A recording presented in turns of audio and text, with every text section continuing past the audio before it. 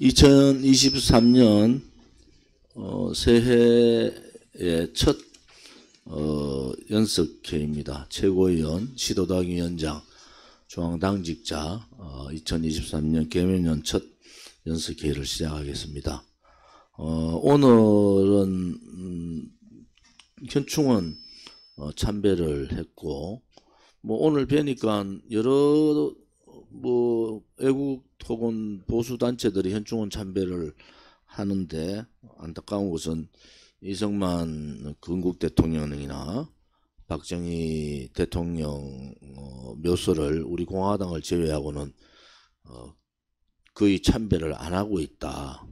이런 모습에서 안타깝습니다. 그럴 것 같으면은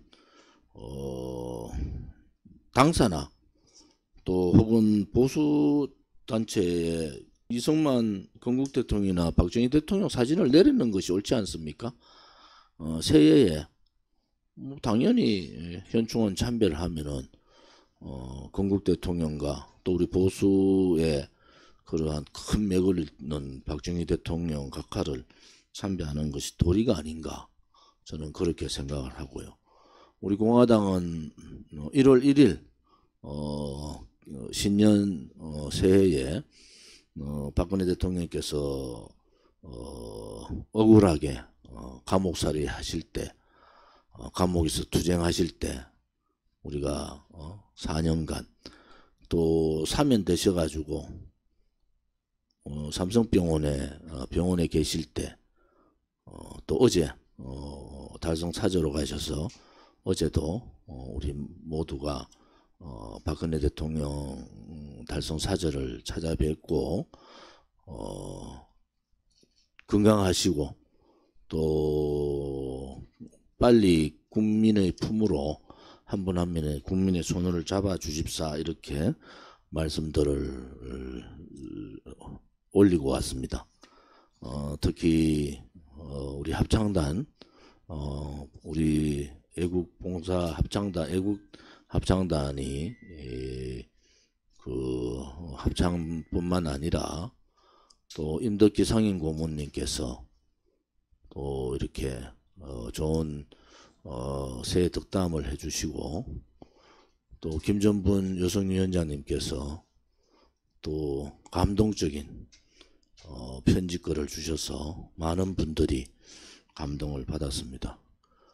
우리가 이렇게 처절하게 혹은 지금 우리 공화당에 많은 인식이 변화하고 있습니다. 요즘 윤석열 정부의 윤핵관들을 보니까 우리 공화당은 정말 가장 합리적인 보수구나, 이런 얘기들을 공공연하게 많이 합니다. 그것은 위대한 우리 공화당을 창당하고 그러고 이렇게 일으키고 지금까지 함께 해주신 위대한 당원들이 계셨고, 또 당원에 가입은 못하지만은 우리 공화당과 함께 뜻을 같이 하는 많은 애국 우파 국민들께서 저희들에 대해서 지원을 해주시고 또 믿어주신 데 대해서 이러한 결과가 있습니다. 우리 공화당은 이제 대통령께서 나오셔서 1년이 되고 또 정권교체가 이루어지고, 또 그로 인해서 우리가 해야 될 여러 가지 일들이 굉장히 많다고 봅니다. 새로운 변화의 구심점을 가져가야 되고, 또 2024년 4월 10일 있을 4월 10일이죠. 10일 있을 국회의원 선거에서 많은 분들이 또 진출을 하고, 또 준비 과정이 1년 3개월이라 하지만은 실질적으로 1년이라고 보시면 됩니다. 올 2023년 한 해가 우리가 전력을 다해서 우리의 당의 모습을 갖추고 또 역량을 키우고 또 세도 늘리고 또 우리 공화당에 덮어 씌워졌던 여러 가지 프레임들도 걷어내고 거기에 당대표인 저도 앞장서겠습니다만은 우리 시도당 위원장님들이나 또 중앙당직자 분들, 또 우리 지도부를 이루고 있는 우리 최고위원님들이 좀 더 솔선수범해서 함께 해주기를 바랍니다. 2016년 그 겨울부터 보면은 이제 우리가 6년 차가 된 거예요. 6년간. 그것도 이제 만 6년이 여러분들이 아스팔트에서 투쟁을 했고, 그 투쟁의 결과가 정권교체로 이루어졌다. 근데 그 정권교체가 과연 국민들을 편하게 하고, 대한민국이 국민들이 정말 진실되고 정의로운 그러한 나라로 가고 있구나 하는 데 대해서는 의문이 있습니다. 윤석열 대통령이 신년사에서 노동개혁, 교육개혁, 그리고 이 연금개혁을 얘기했지만은 많은 국민들은 개혁 중에서 대부분 노동개혁보다도 훨씬 많은 배에 가까운 국민들이 정치를 개혁하라는 겁니다. 정치. 지금 대한민국의 정치는 어디로 가고 있는가? 과연 여당인 국민의힘과 야당인 더불어민주당이 국민들이 바라는 그러한 대한민국을 만드는 그런 정치를 하고 있는가? 그렇지 않으면은 우리 국민들이 우려하는 자기들끼리의 정치를 하는가? 이렇게 저는 보고 있습니다. 여러분들이 생각은 어떠신지 저는 사실 좀 궁금합니다. 정치개혁의 핵심은 정치인들이 얘기하는 국민의 눈높이로 가야 된다는 거잖아요. 지금까지 국민의 눈높이는 지금의 윤석열 정부의 국민의힘이나 윤석열 정부나 더불어민주당이나 과연 그들이 국민의 눈높이에 가고 있는가 하는 것은 아니라고 봅니다. 정치개혁의 핵심은요, 무능무책임, 부패, 이 3대 과제를 척결하는 겁니다. 그 3대 과제를 척결하려면은 양당 정치를 버티고 있는 악법을 개혁해야 됩니다. 양당 정치의 선거법이나 정치자금법이나 여러 가지 면에서 양당 정치를 벗어나지 못하는 그러한 여러 가지 악법 타파를 해야 된다. 두 번째는 악행. 정치인이 왜 부정부패와 연루되어 있는가? 부정부패하지 않은 우리 당을 이탈했던 사람들도 그런 얘기 하더라고요. 정치인들은 다 부정부패하는 거 아닌가? 그러니까 조원진도 그렇게 보는 것 같아요. 착각입니다. 부정부패 이 악행들을 끊어내야 됩니다. 그 다음에 악습, 정치권이 가지고 있는 또 국회의원들이 가지고 있는 특권 내려놓기, 이 간섭화되어 있는 악습인 이 특권을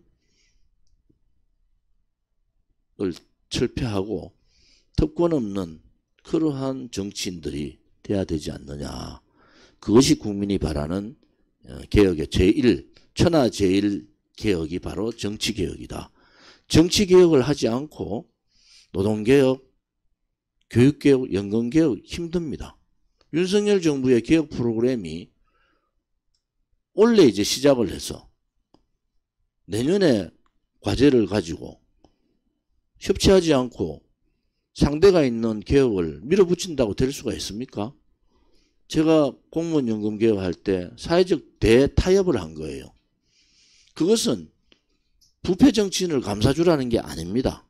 부패 정치인을 감싸주라는 게 아니고 국민의 이익을 위해서 정치인들이 자기 것을 내려놓는 거예요. 그것이 대타협이잖아요. 제가 공무원 연금 개혁할 때 정치 정당은 일부분이었어요. 그 외에 각종 시민단체 또 각종 교육단체, 뭐 좌우를 넘나들고 수많은 사람들하고의 대화를 통해서 이뤄낸 거예요. 제가 MB정부 때 했던 노동개혁도 마찬가지입니다. 저로 봐서는 양대 정부의 노동개혁과 공무원연금개혁 가장 잘한 개혁을 제가 했다는 것에 대해서 자부심은 있지만은 그거의 전제는 자기부터 내려놔야 되거든요. 상대방하고 대화하지 않고 협치하지 않고 어떻게 개혁을 할 수 있습니까? 그것은 공허한 선전에 불과하다. 그런 면에서 개혁의 시기가 그렇게 많지 않다는 거예요. 2년차에 개혁하지 못하고 늦어도 3년차 중반까지 개혁하지 못하면 개혁은 못하는 겁니다. 개혁의 당사자가 있는 개혁을 협치하지 않고 어떻게 개혁을 하겠습니까? 국민의 지지율을 50%, 55%, 60%를 얻지 않으면 개혁은 못하는 겁니다. 그런데 윤석열 정부는 개혁을 얘기하면서 개혁의 시기는 4년차, 5년차로 밀어놨어요. 그것은 개혁을 안 하겠다는 거하고 똑같은 얘기입니다. 국민을 속이는 거잖아요. 이제 우리 공화당이 제대로 봐야 된다. 제대로 봐야 된다. 개혁을 하겠다는 의지가 도대체 있는 거냐? 그렇지 않으면 지지율을 확보하기 위해서 개혁의 목소리를 내는 거냐? 윤석열 정부가 제대로, 저는 윤석열 대통령이 정치에 관여를 안 했기 때문에 정치개혁이 가능하다고 보는 사람인데 이미 8개월 만에 너무 정치에 깊숙이 들어와서 발을 너무 많이 넣어버렸다. 그것이 가장 안타깝다고 보는 사람이에요. 정치개혁 제대로 하면은 나머지 노동개혁이나 야당도 그렇게 설득이 가능한 그러한 인사들이 있어야 되는데 이거는 대통령 주변에 있는 사람들은 야당 욕하기 바쁜 거예요. 야당을 욕하려면은 우리 공화당이나 조은진이 해야 되잖아요. 자기들이 대통령 탄핵시킨 자들이, 배신했는 자들이 무슨 자격으로 야당을 욕합니까? 똑같은 배신자들인데, 똑같은 역적인데 제가 볼 때는 똑같은 대한민국 체제를 무너뜨린 그러한 자들인데 참고 또 참아도 이것은 아니라고 보는 겁니다. 오늘 조선일보하고 윤석열 대통령이 단독 대담한 것이 실렸죠. 중요한 거는 중대선거구제 얘기를 했어요. 여러분들 이제 이 방송을 보는 분들이 잘 아셔야 됩니다. 그 전에 김종인 전 비대위원장이 했던 그 그림으로 가는 겁니다. 그 그림으로 가는 거예요. 이혼집정부제, 소위 말하는 민주이혼집정부제, 그런 그림으로 가는 겁니다. 그것은 뭐냐면요, 뭐 중대선거구제 자체가 나쁘다는 건 아니에요. 그것은 다양한 목소리를 받을 수는 있는데 그것이 이번 국회의원 선거에서 만약에 국민의힘이 여소야대 극복을 못하는 사태가 되면은 바로 내각제로 갑니다. 그것이 중대선거구제를 요구하는 거예요. 그런데 중대선거구제 더불어민주당이 해봤더니 20석 가까이가 준다는 거예요. 자기 의석이. 그래서 더불어민주당이 딜레마에 빠졌답니다. 지금 자기들이 조사해 보니까 중대선거구제 했을 때 자기들의 의석 자체가 한 20석이 줄어든다. 그래서 딜레마에 빠지는데 오늘 아침에 제가 방송에서 얘기했다시피 정치에 주고받을 것이 너무 많은 거예요. 하나는 부패의 고리를 끊어야 된다는 정치개혁의 대상이, 물론 국민의힘도 대상이지만은 더불어민주당이 여론조사에서 63%가 현재 국회의원을 교체해달라는 거잖아요. 그 다음에 55% 가까이가 국민의힘 현재 국회의원들을 교체해달라는 거예요. 그러니까 60% 이상의 국민들이 현재 국회의원들을 교체해달라는 거거든요. 그럼 중대선거구제라는 것은 특히 대선거구제 같은, 저 같은 경우에 예를 들어서 대구를 4개로 나누는 겁니다. 대구에 우리가 60만이죠. 그 4개로 나누면 6, 4, 24 인구로 따지면 달서구 전체에서 3명을 뽑는 거예요. 뭐 달성군 서구 합쳐가지고 또 저쪽에 뭐 북구까지 합쳐서 또 뭐 4명 정도 뽑고 나머지 합쳐서 이래가지고 12명 정도를 뽑는 겁니다. 그러니까 3개 내지 4개 지역으로 나누는데 그게 중선거구제고요. 대선거구제는 대구를 하나로 하는 겁니다. 대선거구제는 대구에서 전체에서 12명 뽑는 겁니다. 지금 김진표 국회의장이 내각제 파잖아요. 유승민 의원의 행동도 잘 지켜봐야 됩니다. 이 사람들이 중대선거구제를 하자는 것은 한발 국민의힘에 윤석열 정부는 자기가 대통령직을 이어가려면은 이제 여소야대 극복을 못하더라도 내각제로 돌겠다는 신호탄을 던진 거고요.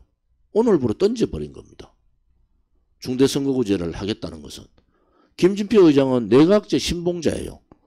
김진표 의장하고 똑같은 얘기했어요. 중대선거구제 가겠다는 거예요. 그것은 결국은 우리 공화당한테는 많은 기회가 생길 거예요. 단지 우리 공화당한테 정치적인 기회가 생기는 부분하고 내각제 가는 부분하고는 다른 겁니다. 일본이 내각제를 하면서 30년에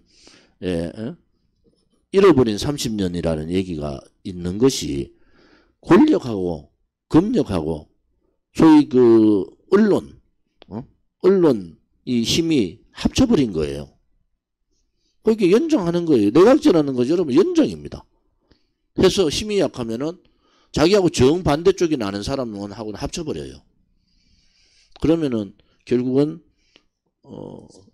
돈 없는 사람들, 권력 없는 사람들, 언론 방송을 장악하고 있는 그 사람들이 입맛에 맞는, 그리고 입맛에 맞지 않는 사람은 도태되는 겁니다. 그러면 결국은 가지지 못한 사람들이 정치에서 소외되고, 이게 5년마다 한 번씩 정권교체가 되든 10년마다 한 번씩 정권교체가 되니까 국민의 목소리가 선거 계절이라도 겁을 내요.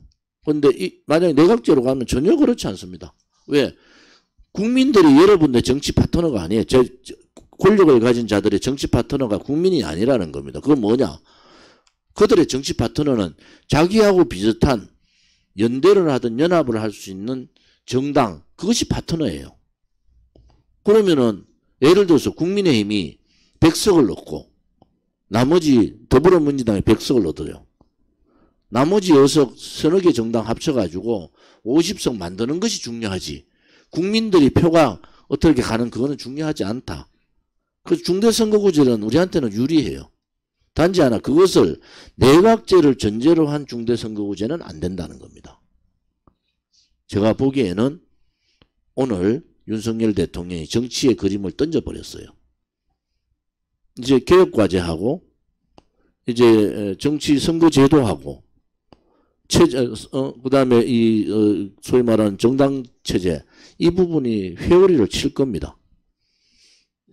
그리고 올 3, 4월 되면은 이제 뭐 오늘 제가 말씀드린 대로 이재명의 민주당이 아니라 민주당의 이재명, 거의 민주당 하나의 이재명으로 갈 가능성이 높다. 그러면은 정치꾼들끼리 주고받는다. 박근혜 대통령을 배신했던 세력들이 왜 내각제 세력들이고, 또 새누리당에서 돈을 가진 1등부터 10등이 왜 나갔을까? 또 저가 아버지 국회의원 했던 사람들 다 나갔습니다.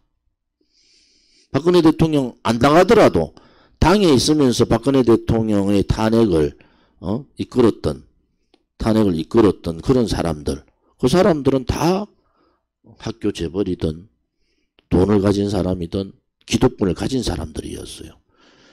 쉽게 제가 설명을 드린 겁니다. 그래서 여러분들이 지금 정치판이 흘러가는 부분들을 우리가 잘 예의주시해보자, 그런 생각을 가집니다. 오늘 2024년 1월 2일 날 우리가 이제 시무식을 가지고 1월 7일 날 우리 주요 당직자, 소위 당대표 최고위원, 그 다음에 시도당 위원장, 그리고 시도당의 실무자, 그리고 중앙당직자 연수가 1박 2일로 7일날 집회를 마치고 연수를 합니다.